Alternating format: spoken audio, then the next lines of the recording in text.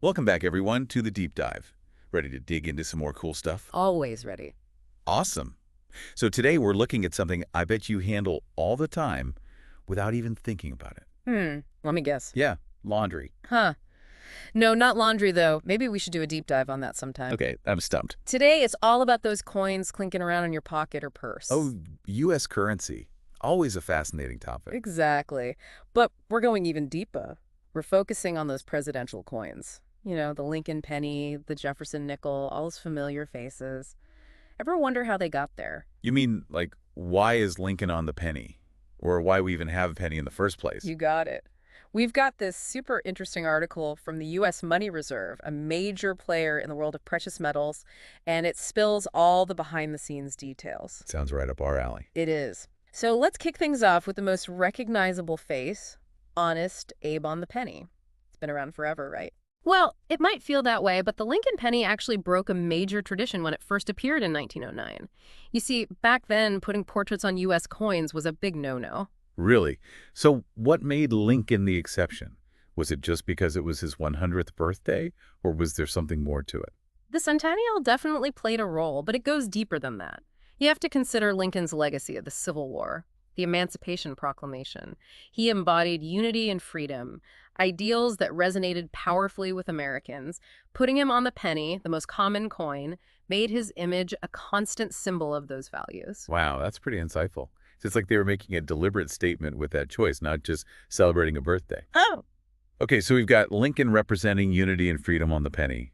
What about Jefferson on the nickel? now this one is a bit curious. The Jefferson nickel pops up in 1938, a full 5 years before his bicentennial.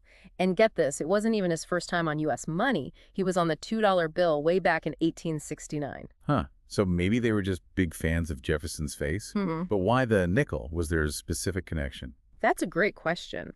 It could have been a way to emphasize his role as a champion of democracy and individual liberty, values we often associate with the nickel's small denomination. Oh, and it's worth pointing out that the nickel has gone through several design makeovers over the years. The one we see today, based on an 1800 study of Jefferson, was adopted in 2006. Fascinating. So we've got the penny and the nickel figured out. Let's move on to the dime, where we find Franklin D. Roosevelt. Seems pretty straightforward, right? His work with the March of Dimes, a natural fit? You'd think so, right? But hold on, because his presence on the dime was actually quite controversial. When they replaced Lady Liberty with FDR in 1946, just a year after his passing, it sparked a real debate. Some people felt like his achievements didn't stack up against Washington, Jefferson, or Lincoln. Others argued that his legacy was totally tied to the dime itself because of the March of Dimes. Right. And let's not forget the whole mystery surrounding who actually designed the Roosevelt dime. Oh, absolutely. Officially, the design is credited to John Sinek, but sculptor Selma Burke insisted it was based on her plaque of FDR. And she had some heavy hitters backing her up, including numismatists and FDR's own son. It's still a bit of a puzzle to this day. See, even a tiny coin can pack a ton of history and intrigue. Speaking of intrigue, what about George Washington on the quarter? Another classic, I'd say. Ah, yes, the Washington Quarter, a staple since 1932. It was designed to celebrate his bicentennial, but here's a twist: they initially planned for it to be a $50. But then the Great Depression hit, putting a halt to $50 production, so they switched the design to the quarter instead. Wow, so we've got a little economic history mixed into the coin design as well, and it seems like we've got some familiar faces involved in its creation too, right? The article mentions connections to the Buffalo nickel and the Jefferson nickel. You're sharp. The Washington Quarter was designed by Laura Garden Fraser, and guess what? Her husband designed the Buffalo nickel. And just like the Jefferson nickel, the Washington Quarter's design was based on a sculpture by Jean-Antoine Houdon. It's amazing how these connections thread through the history of U.S. coinage. Okay, we've tackled pennies, nickels, dimes, and quarters. Let's move on to the $50 featuring John F. Kennedy. Now, this one has a story that'll tug at your heartstrings. The idea for a Kennedy $50 came about on the very day of his assassination in 1963. It was a nation's way of grieving and honoring a young leader whose life was tragically cut short. It's a powerful image. I've always heard that Jackie Kennedy personally requested the $50 denomination. Is that true? That's right. And to make it happen, Congress had to grant special permission because the existing design was too new to be replaced under the usual rules. But for JFK, they bent the rules. His untimely death almost made him a legend, and that's part of why his image is still so popular today. It's incredible how these coins reflect not only the presidents themselves, but also the emotions and events of their time. All right, we've got one denomination left, the dollar coin. And for a while, that spot belonged to Dwight D. Eisenhower. Yep, the Eisenhower dollar, minted from 1971 to 1978. It was the first dollar coin since the peace dollar, which ended in 1935. And it's unique for a couple of reasons. First, it features both Eisenhower and a tribute to the Apollo 11 moon landing. And second, it's the only large-sized dollar coin made without any silver. Why no silver for Ike? Was there a specific reason for that? Oh yeah, there was a huge back and forth about whether it should be made of a cheaper metal or silver. Eventually, they struck a compromise. They minted the Eisenhower dollar in a cheaper metal for everyday use, but also created a 40% silver version for collectors. Interesting. So, did the Eisenhower dollar become as popular as, say, the quarter? Sadly, no. Like the Sacagawea dollar that came later, the Eisenhower dollar never really caught on with the public. People found it too bulky and awkward to carry around, so they stopped making it in 1978. Ah, too bad it didn't take off like they hoped. It's still a fascinating bit of coin history, though. Definitely. And speaking of trying to revive the dollar coin, remember the presidential dollar series? They launched it in 2005 with this grand plan to feature every single president in order. Oh yeah, the presidential dollar series. I remember those. I always liked that they brought back the edge lettering. Yeah, that was a nice touch. They released 4 new designs each year, hoping to finally replace the Sacagawea dollar, which never really took off, but unfortunately it met a similar fate. They only minted it for circulation until 2011, and after that, it was just for collectors. Then the series hit a snag in 2016 with Nixon, Ford, and Reagan because, according to the rules, only deceased presidents can be featured. The most recent edition was George H.W. Bush, released in 2020. It blows my mind how much history, politics, and even art go into these everyday objects we take for granted. Right. Each coin has a story not just about the president himself, but about what was happening in America at the time, the art styles, the economy, the cultural values that shaped his presidency. Totally.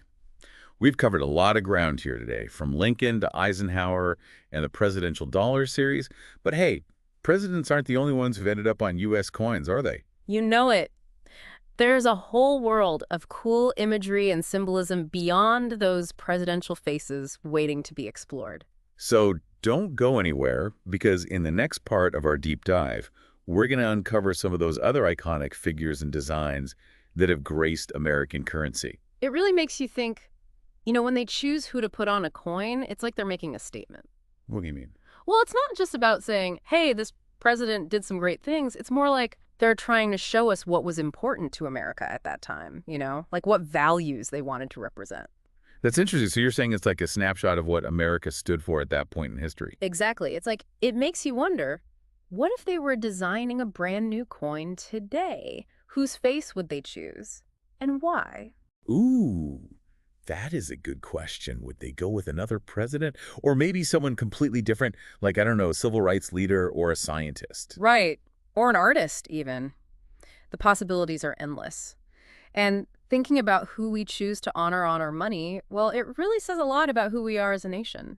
It's true. Those choices can definitely spark some interesting debates. So, we've been talking a lot about presidents. But they're not the only ones who've made it onto U.S. coins, right? Absolutely. There's a whole world of amazing imagery and symbolism beyond those presidential faces. Like what? Give us some examples. Well, for starters, there's the buffalo nickel. A lot of people consider it one of the most beautiful coins ever made. Oh, yeah, I've seen those. They are pretty striking. Yeah, they were designed by James Earl Fraser and minted from 1913 to 1938. The design is so powerful, with a Native American profile on one side and this majestic American bison on the other. Very cool. And what about Lady Liberty? I always love seeing her on coins. Oh, absolutely. The image of Lady Liberty on the American silver eagle coin is iconic. She's walking confidently toward the sunrise, draped in the American flag. It's a powerful image of freedom and progress. I've never actually seen that coin in person. Well, it's a bullion coin, so it's not really meant for everyday transactions, but it's still incredibly popular with collectors. They first released it in 1986, and they're still minting it today. That's pretty cool. It's interesting how those coins, even though we don't use them every day, still hold a special place in our minds, I agree. It's not just the images themselves, it's the stories they represent, the history behind them, the artistry.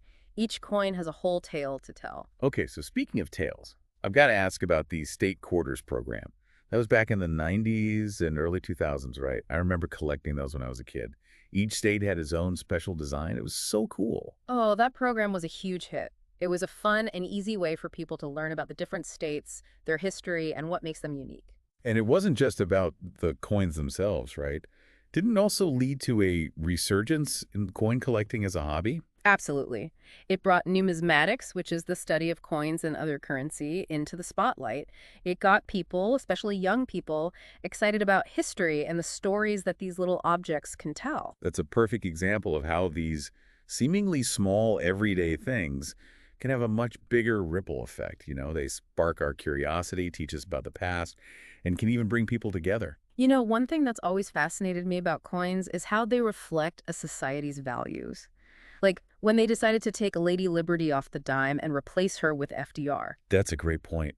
It shows how our ideas about leadership change over time and how we choose to honor the people who made a difference. And like we talked about earlier, it wasn't without its critics. Exactly. It goes to show that even something as simple as a coin can be a source of debate and make us think critically. It's almost like these coins are little time capsules. They don't just preserve images, but they also preserve ideas and emotions. I love that. You're right. They're physical pieces of history, each with its own unique story to tell.